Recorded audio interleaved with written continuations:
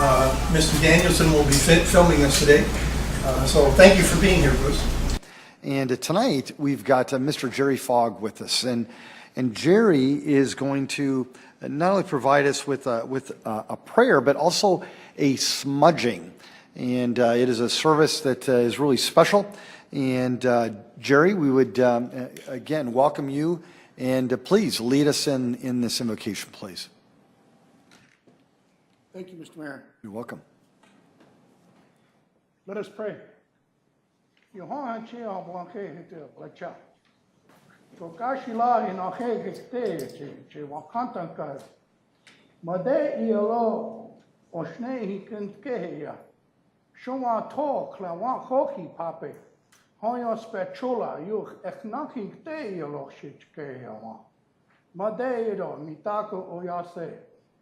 Lord, Jesus, help us in these days and times that we live now, with the earthquakes, the flooding, the bad things that are happening in this world and in our own backyards. Help us, keep us safe, protect us, deliver us from evil. Mitako ase ho. Amen. Amen. Now I will pray. Not only pray in my own mind, but I will tell you about our smudging. We as a Oyate of people smudged many, many times of long ago, right up into today. And why we do this smudging is for many different purposes. It's not only for prayer. We do it for cleansing. We do it for honor.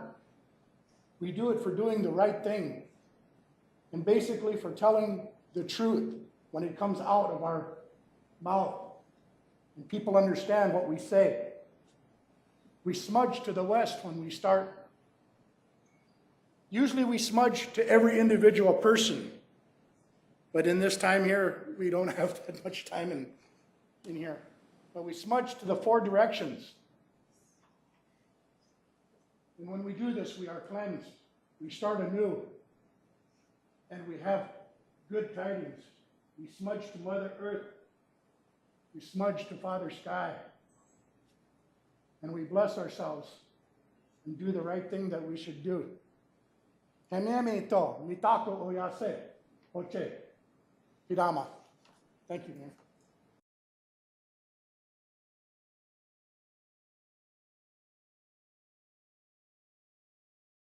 Good afternoon, or evening, as the case may be. Is Robert Colby here. As many of you know, that I have an interest in history, and I try to bring that forward whenever possible. Politics is the present, which is looking out for our future. And some things have come to my attention here recently, and so what I would like to do is make that presentation. You know, Sioux Falls has had its own set of mini scandals or attention-getting things that have gone on here, and I wrote this several weeks ago, and several other things have come to the forefront in the meantime. You know, Sioux Falls has done some things that it was not in its best interest, such as burning a house they didn't own. There was a bridge that was taken down and disappeared. Nobody knew where it went. There was a house that grew too big, and it made its way all the way to the state Supreme Court. And a public building was wrapped in $1 million worth of tinfoil. The next one involves the next potential historical note involves some things that I was told from some people from City Hall that may be of note to the general population, that there are ordinances that are being bent for personal gain. It has to do with a hole on our main avenue downtown, that business entities that are dealing with this are changing their names in order to kind of be in compliance and be under the radar. There are RFPs that could be done. There's charging the city for plans to be constructed or put out for a project that normally the developer would do on their own without having to be paid to do it, that there's a facade easement that's kind of being put to the side, that the council is being asked to offer an ordinance to deal with the liquor laws that we have, where it's kind of like it's kind of in line with the Deadwood when they brought in the gambling. A guy would buy a building and then he'd go back historically and look to see how many structures were on that site prior to buying that building so they could have more gambling machines. Well, this one is trying to go back and trying to use some of the old history of the structure in order to benefit their particular building. And when I say about the liquor ordinances, a person could literally buy one liquor license, and if they bought more buildings in conjunction with it that are next to it and put a door through, you could have one person have a liquor license and have 6 properties in a row, all using that same liquor license. So somebody in City Hall was a little upset with this, but that may be the next big thing.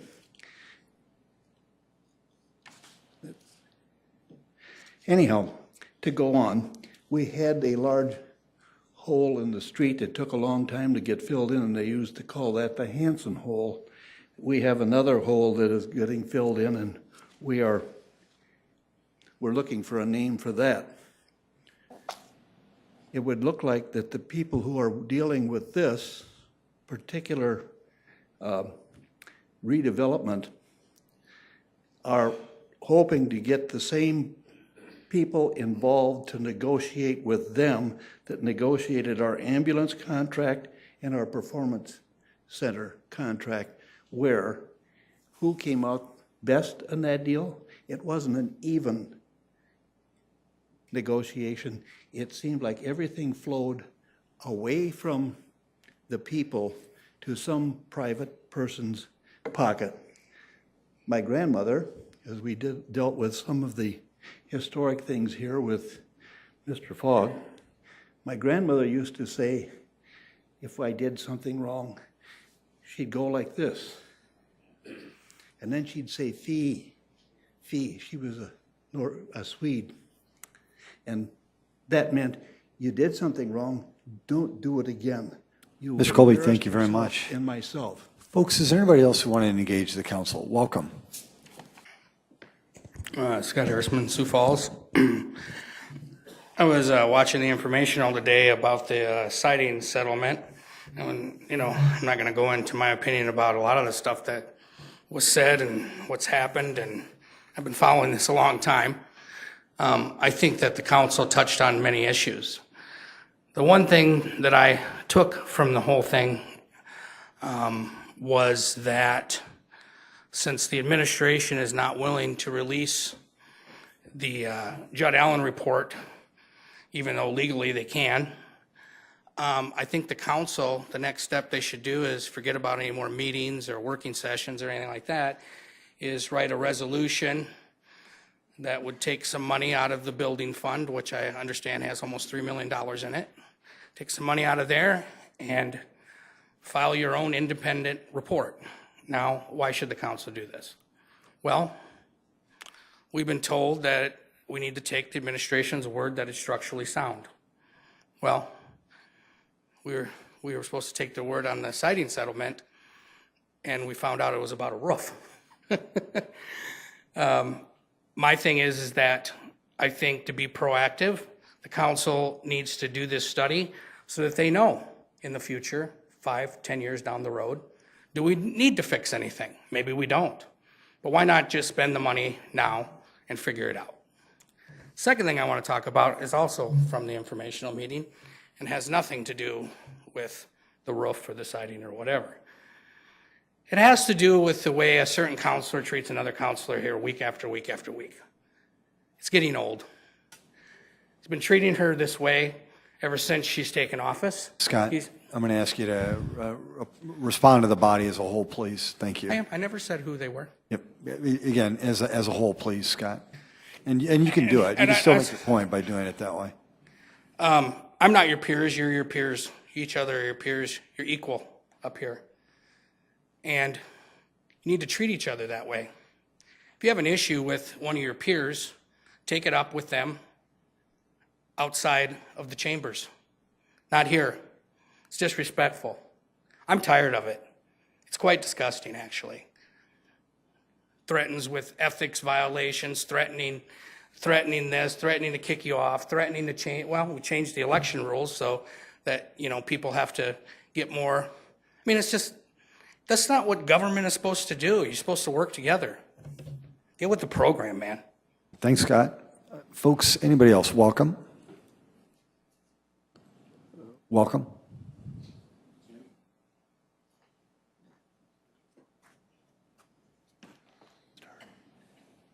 Bruce Danielson, Sioux Falls. I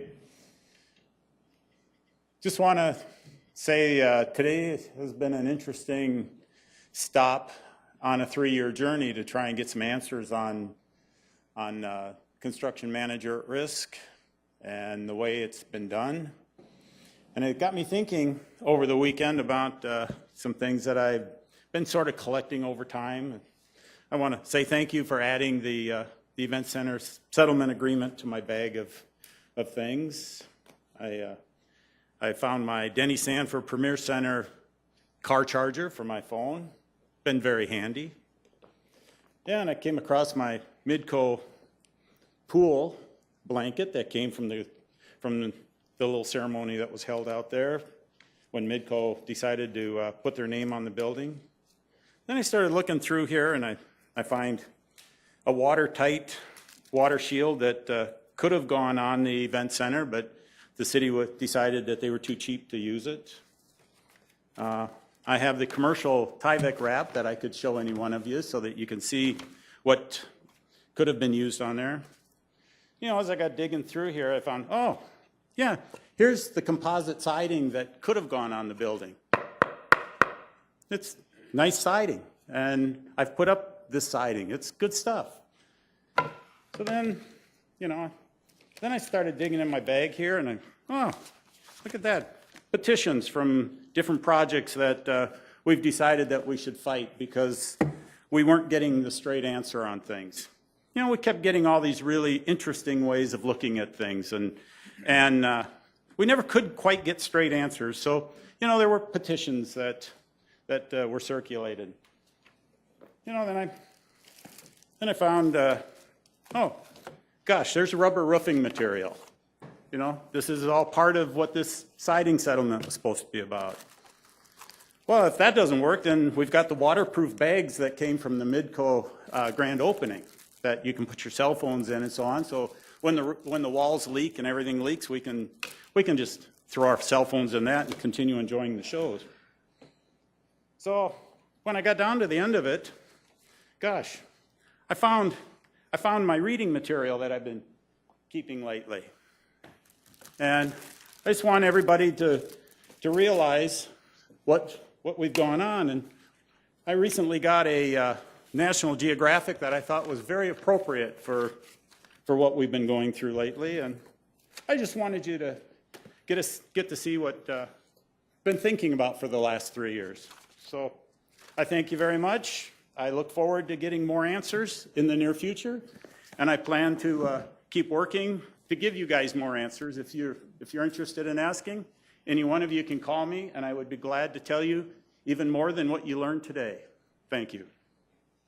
Folks, did anybody else want to engage the council? Welcome, sir.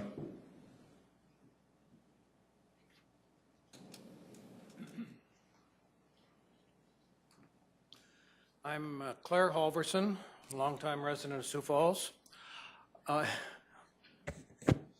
Thank you. I don't know if I should be talking to you directly or if I should be talking to one of the departments in the city, but as the railroad yards in town become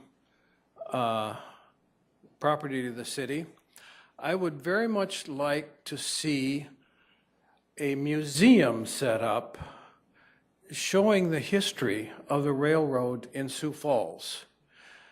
I know there are many buildings downtown here that at one time were depots, but now they're a long ways from tracks. I just think it would be appropriate to have a museum set up showing the history of the railroads in Sioux Falls and where they have gone at different times. Thank you.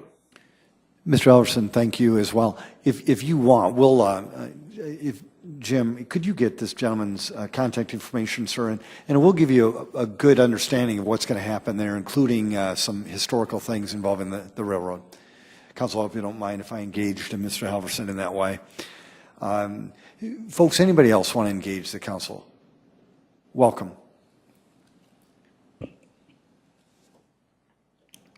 Thank you, Council. First of all, I want to applaud you for the opportunity. Sir, your name, please. Rick Altaf. Rick Altaf. Applaud you for the opportunity for the public to be able to speak very openly in this regard. I chatted 2 weeks ago, and I apologize that perhaps I was not as clear as I'd hoped to be. But at the same time, I think the concerns that have been brought up here this evening demonstrate the overall concern of enhancing and strengthening our government. This is the people's government. And because of that, it should always favor disclosure to the people. That's the number one premise. If we follow that number one rule, I don't think you're going to have the sarcasm, the concerns, the petty issues, and so on. But at the same time, the petty issues are very, very important to certain individuals. And I can relate to that. I think we can all relate to that. We all have disagreements.